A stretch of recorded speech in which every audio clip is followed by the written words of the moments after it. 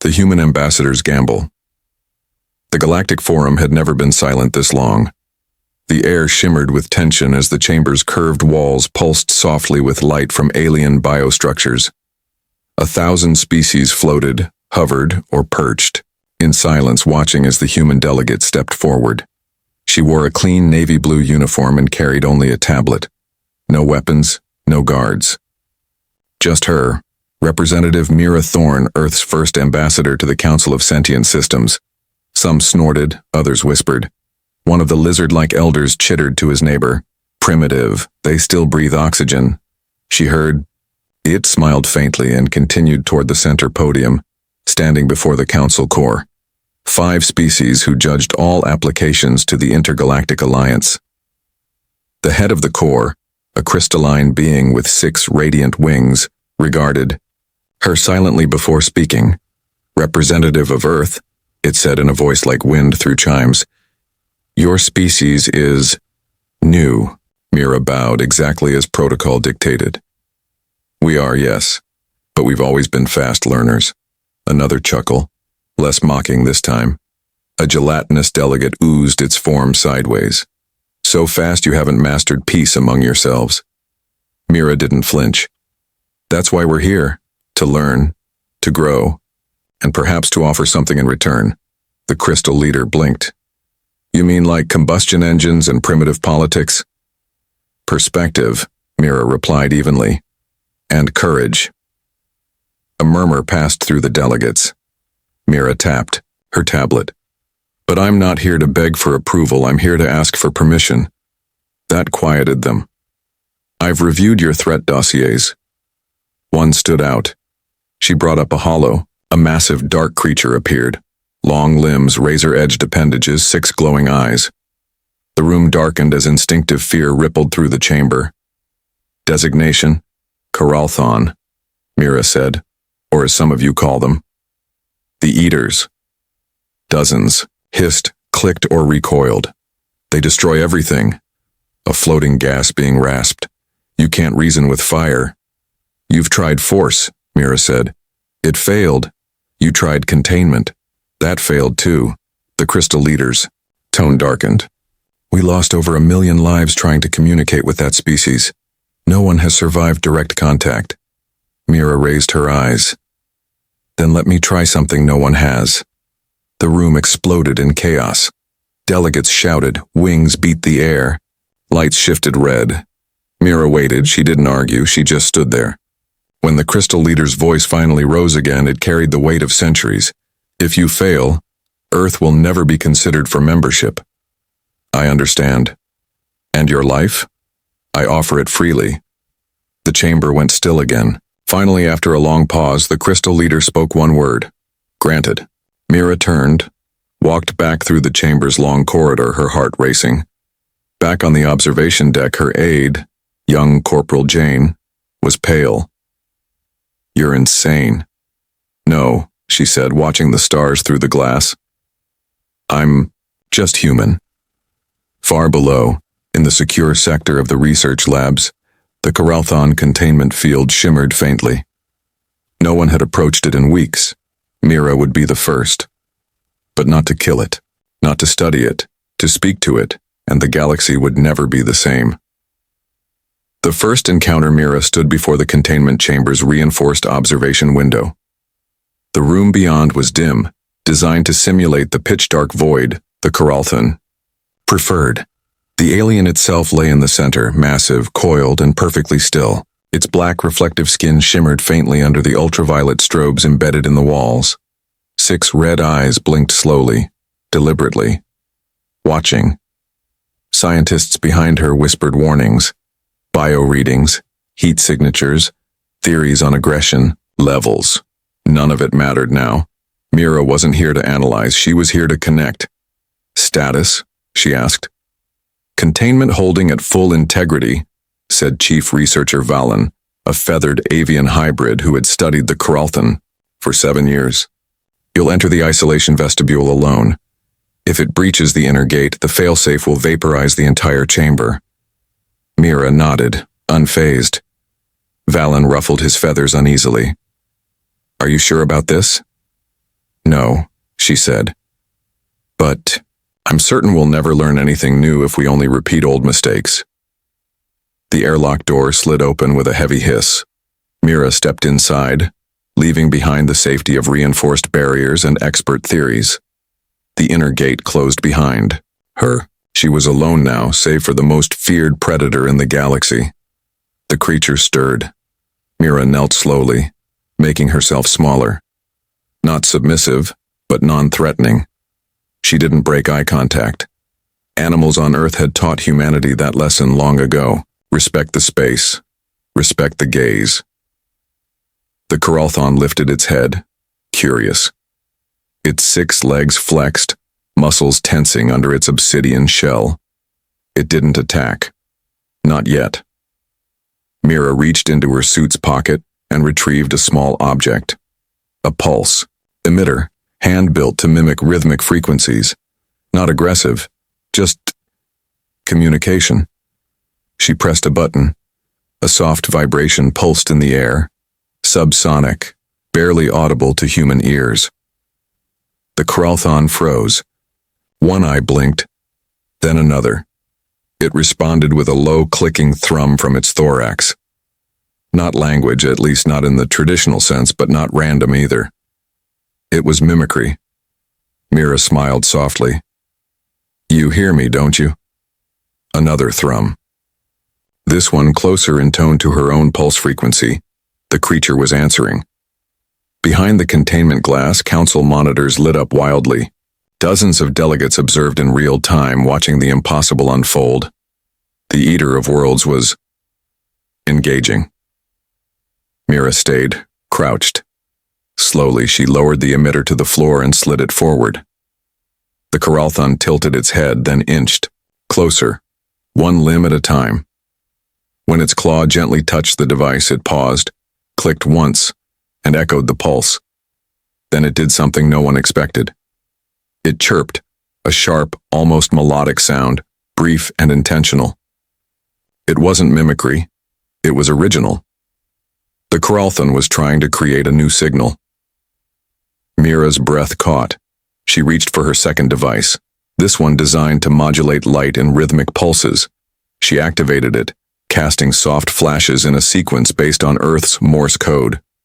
Not expecting understanding, just extending the language of intention. The Coralthon responded with a complex vibration that mirrored the light pattern. In the control room, Phelan spoke, voice filled with disbelief. It's communicating. In tandem, synced input response. We're observing real-time learning. No, Jane whispered. We're watching first contact. The creature stepped closer. Mira remained still, letting it approach. When it was close enough to tower over her, its breath misted the air around her helmet.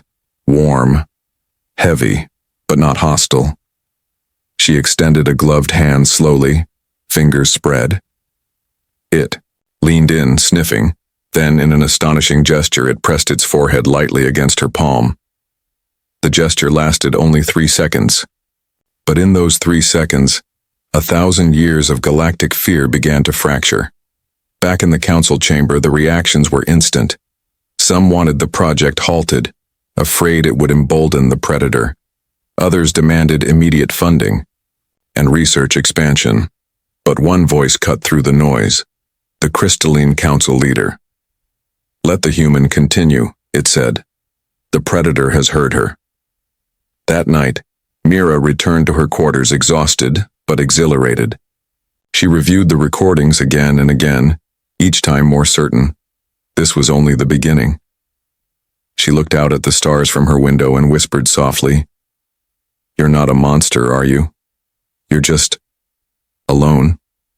In a quiet chamber, nearby the Coralthon rested. For the first time in decades it purred, a low, resonating hum that echoed like a lullaby in the dark. Tomorrow, Mira would return, but tonight, the galaxy had changed forever. The bond begins. 2 days passed.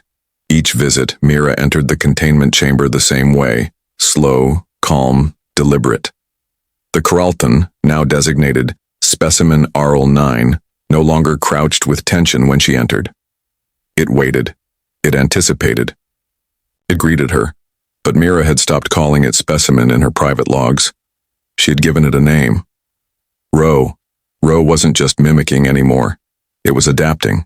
Each day brought new behaviors, small sounds that weren't part of its known vocal range, adjusted pulse sequences, and even the soft rolling hums that matched Earth-based tonal communication. Valan's team logged everything. The council's eyes were glued to every second of Mira's interactions. And the chamber, once a theater of death, had become a classroom of possibilities. Today, Mira brought something different. A ball.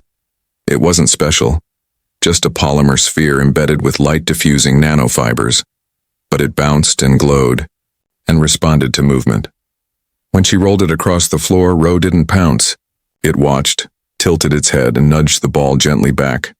A game. A test. And Ro passed it.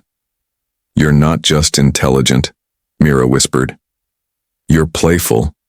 Ro chirped again, twice this time, and tapped the ball toward her.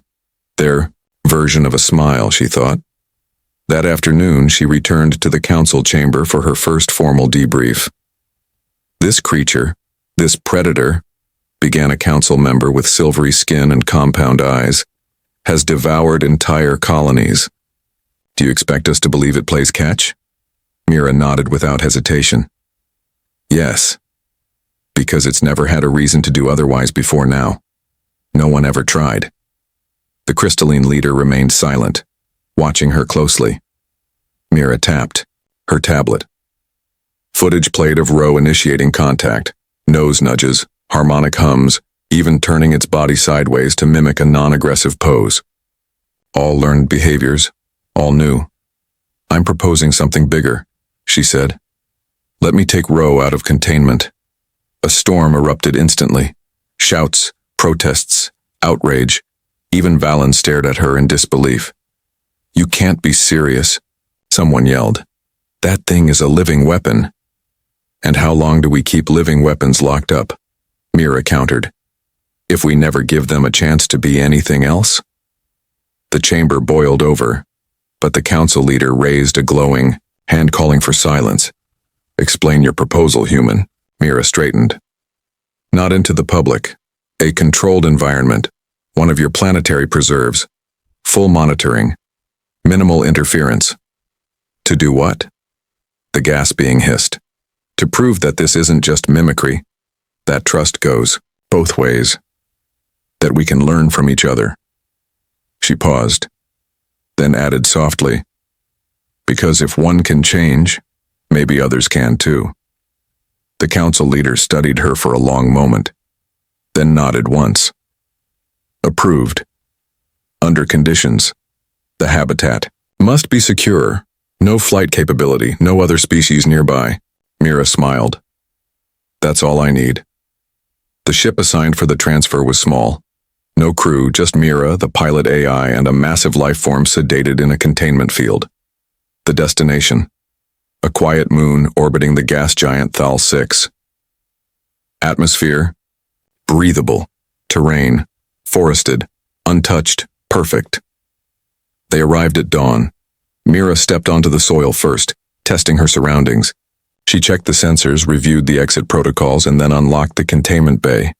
Ro stumbled slightly as it emerged, dazed from the sedation, but its 6 eyes adjusted quickly.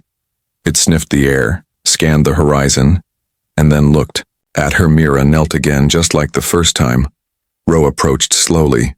No growl. No defensive stance, just recognition. Then, to her astonishment, it leaned forward and gently brushed its forehead against hers. The gesture sent a tremor through her chest. Not of fear, but awe. "We're not just strangers anymore, are we?" she whispered.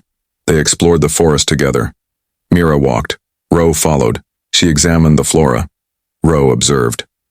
When she tested a glowing blue moss, Ro chirped in warning and pulled her back with a claw. It knew the moss was toxic. Later, Mira set up camp by a small stream. Ro stood watch, its body curved protectively around her position. It didn't sleep, not that she ever saw, but it hummed softly throughout the night.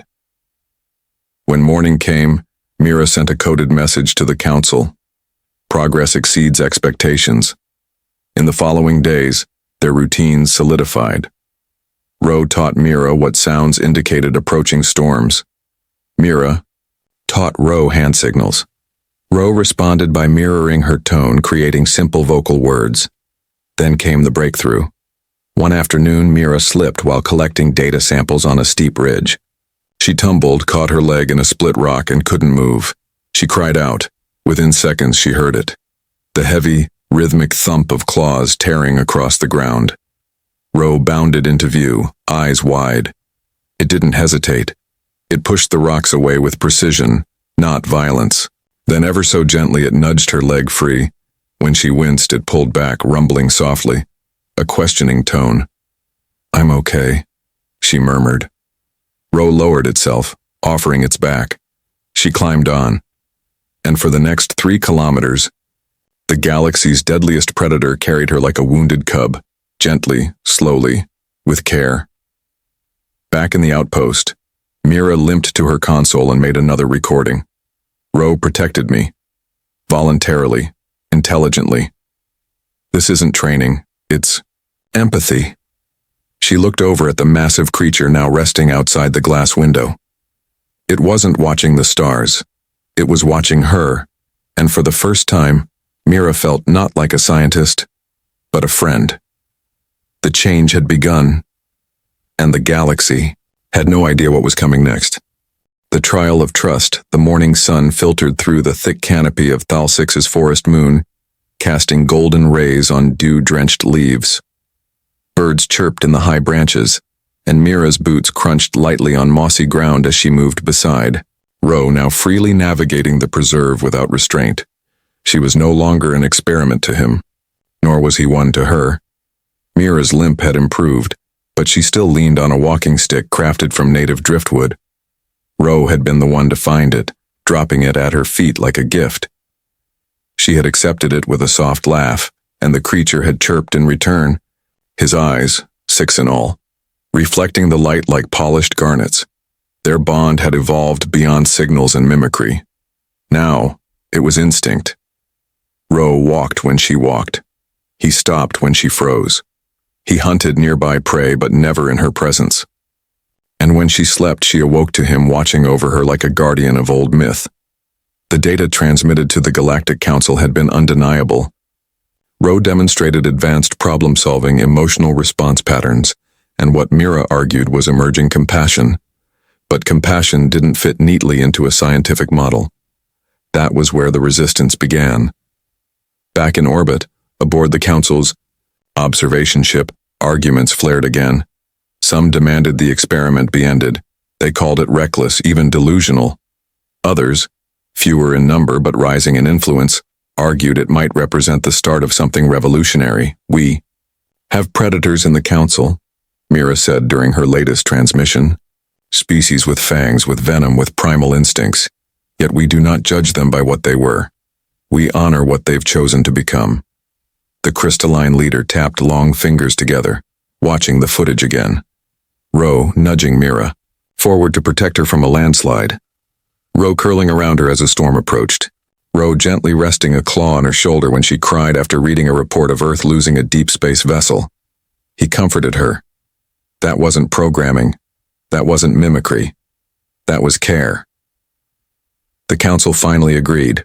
One more trial would determine the fate of the project, a social test.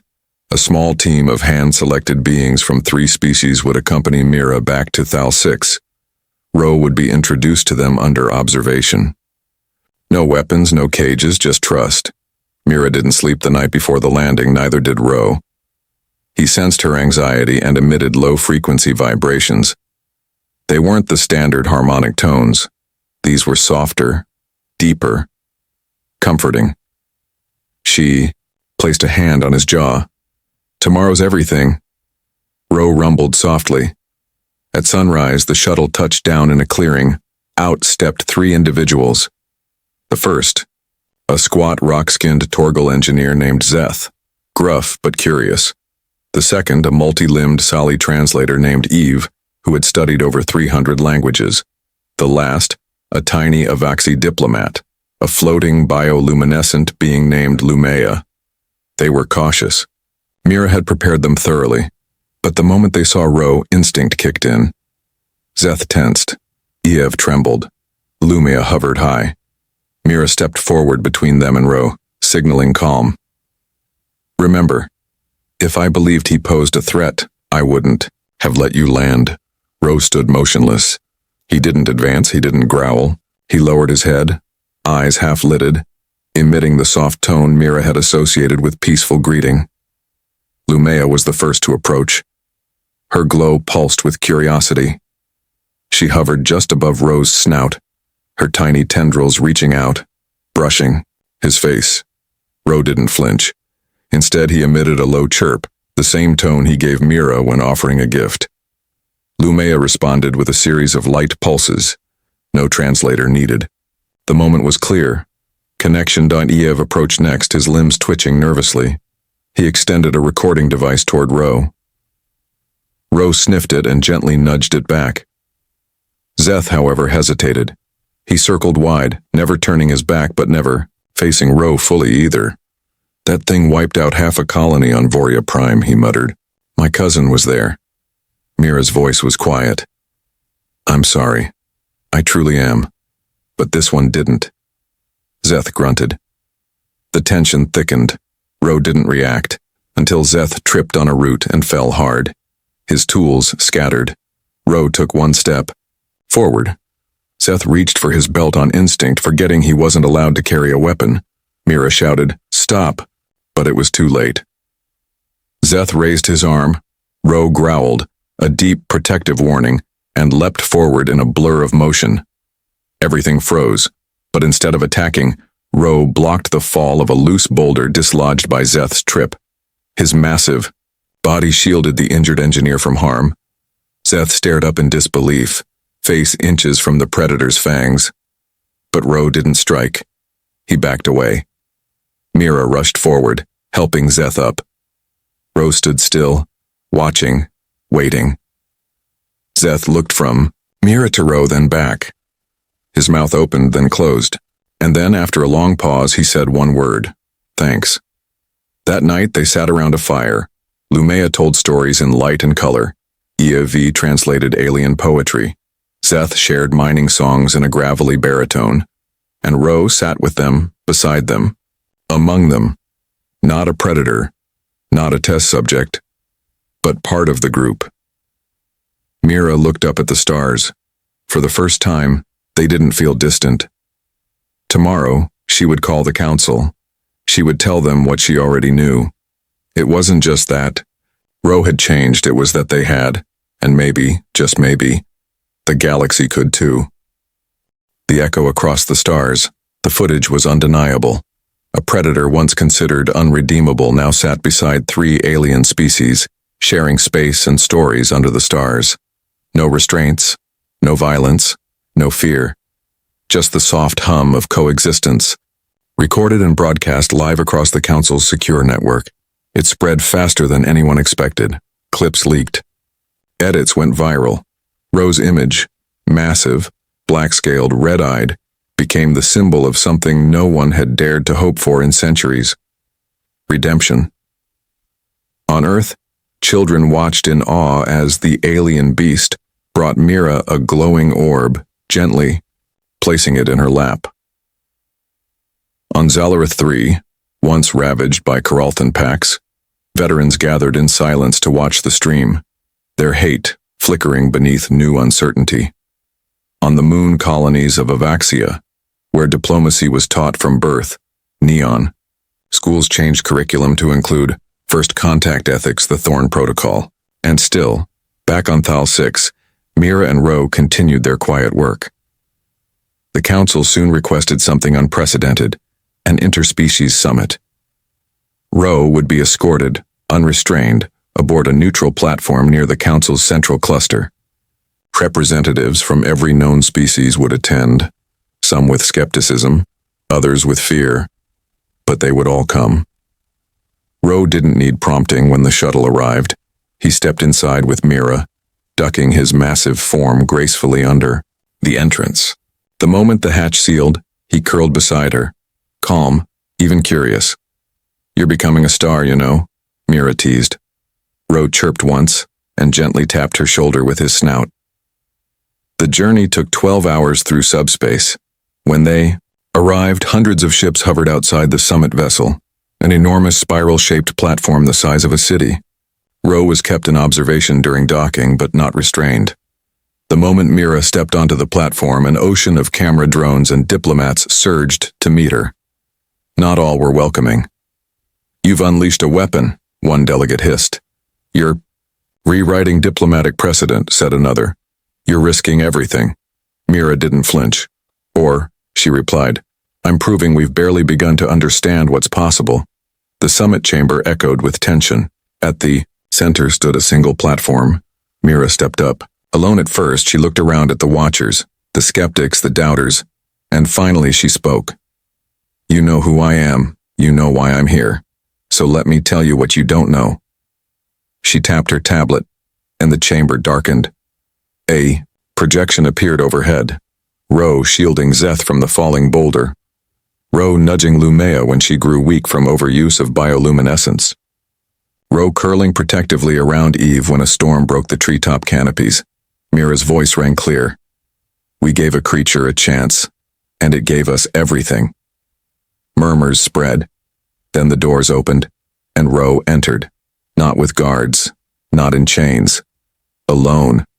And free. The gas being from Sector 9 shrieked and floated backward.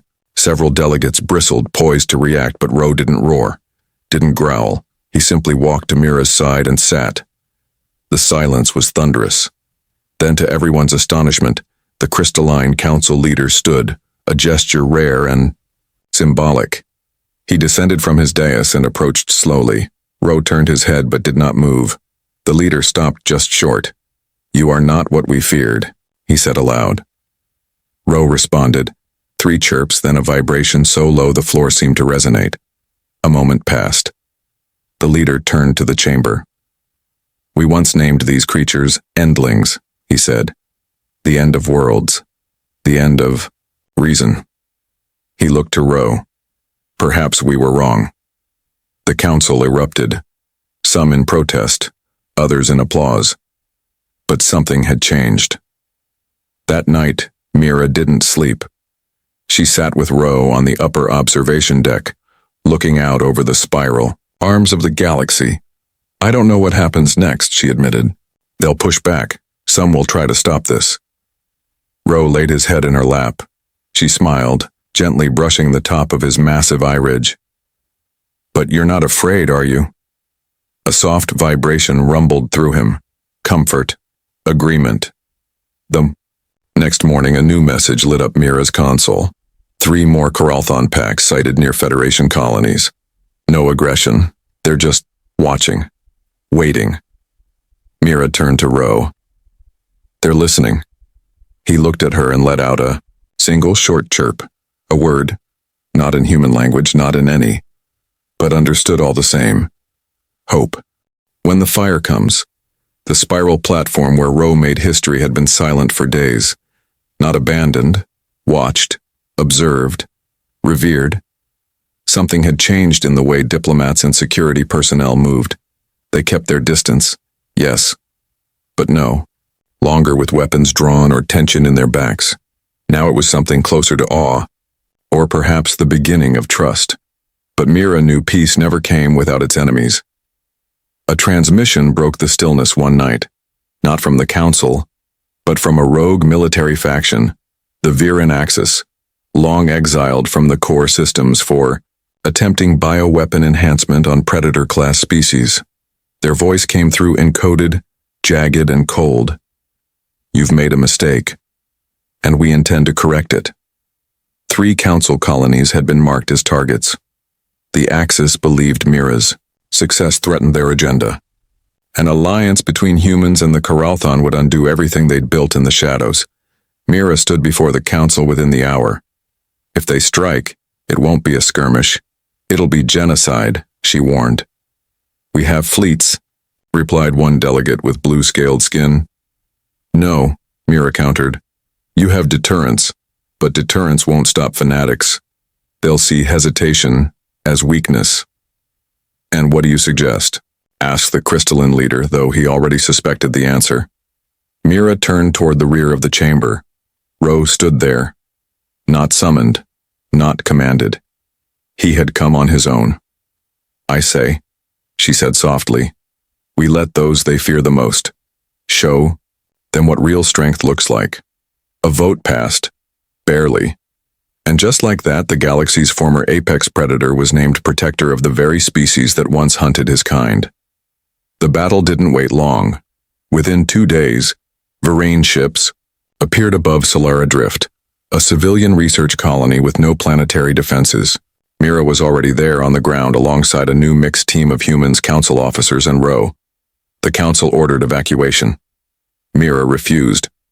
You don't run when the thing you believe in most is threatened, she told them. Ro had been waiting outside the shield barrier, silent, coiled, his 6 eyes blinking in sequence. He didn't understand politics, but he understood threats and loyalty. The first wave of Verine shock troopers dropped from the earth sky like dark meteors. They weren't subtle. They came to destroy, until they saw him, a single creature standing alone on the ridge outside the base. They laughed. They fired, and Ro ran into the storm. No hesitation, no command, just instinct. He tore through metal and flame like wind through dry leaves. But not savagely, precisely. He knew how to disable, not kill, how to shield with his body, how to signal, retreat to the civilians.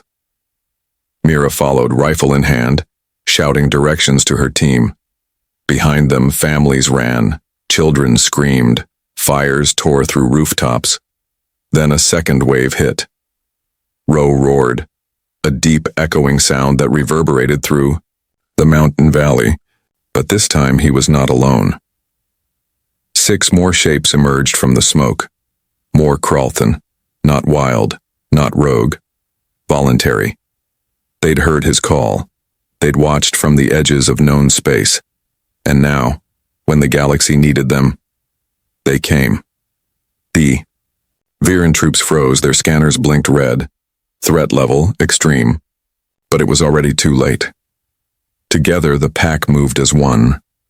Not chaos, not rage. Strategy. They formed a barrier between the civilians and the attack force. Ro led the defense, driving attackers back with sweeps of his limbs, deflecting plasma, blasts with armored flanks. One of the others used its massive body to collapse a burning tower before it fell on fleeing colonists. Mira's team regrouped behind them. A council soldier whispered, stunned, "They're protecting us." By the time the third wave came, Ro had already begun anticipating attack patterns. He signaled the others with vibrations, guiding them like a general. And then, amidst the storm, came the moment Mira would never forget. A Verine elite, larger, faster, armed with a seismic pulse cannon, aimed directly for her. Mira turned to fire. She was fast, but not fast enough. The blast fired, and then Ro was there. He didn't deflect it. He took it. The impact flung him across the battlefield. The earth cracked where he landed. Smoke rose. Mira screamed his name. The Verane soldier charged, but was intercepted mid-stride by 2 more Kralthan. They tore him down, but didn't kill. They stopped the fight. Mira ran to Ro's side, dropped to her knees. He was bleeding. Badly. 6 eyes flickered. "You're okay," she whispered, shaking. "You're going to be okay." He rumbled softly. She leaned close. He chirped, a weak sound, but it was familiar. She didn't need a translator. "You live." Tears blurred her eyes. "You saved us." He blinked slowly and passed out. Not dead, but barely holding on. That night, the council sent emergency medical teams. Ro was stabilized, sedated, and transferred to a deep space recovery vessel. The remaining Kralthan refused to leave his side. 3 more packs arrived before sunrise. They didn't come in anger. They came in mourning and in honor. The galaxy had watched every second. The predators had chosen to protect, to sacrifice, to belong, and everything would change because of it. A future built together. 3 months passed, and in those months Ro healed, but not alone. Not in secret. He rested aboard the Unity Nexus, a hybrid vessel constructed in orbit around Earth's moon, now repurposed as the galaxy's first interspecies rehabilitation and integration center. The galaxy had changed. What began as an experiment in trust had become the largest diplomatic shift in known history. No longer was Ro seen as a creature. He had a designation now, issued unanimously by the Council. Sentinel Prime of the United Accord. It wasn't just a title, it was a promise. Mira visited him every day during recovery. Sometimes they spoke. Sometimes they sat in silence watching distant planets spin on the navigation holograms. Other times Mira would bring human children from Earth, those orphaned by war, neglect, or abandonment, and sit them by Ro's enclosure. They'd tell stories, sing songs, ask questions. Ro always listened, always responded in kind. A chirp for comfort, a purr for safety, a blink to say, "I'm here." The children called him the gentle giant. The galaxy called him something else, hope incarnate. But behind the quiet transformation, a new opportunity emerged. The Council proposed the creation of a new expeditionary arm, an elite group composed of mixed species teams, including Coralthan, members, tasked not with enforcement but outreach. There were still dark corners of the galaxy where misunderstanding ruled, where fear silenced curiosity, where conquest masqueraded as protection. This new force would be called the Bridge Corps, and Mira was asked to lead it. She accepted, but only on one condition. Ro would co-lead.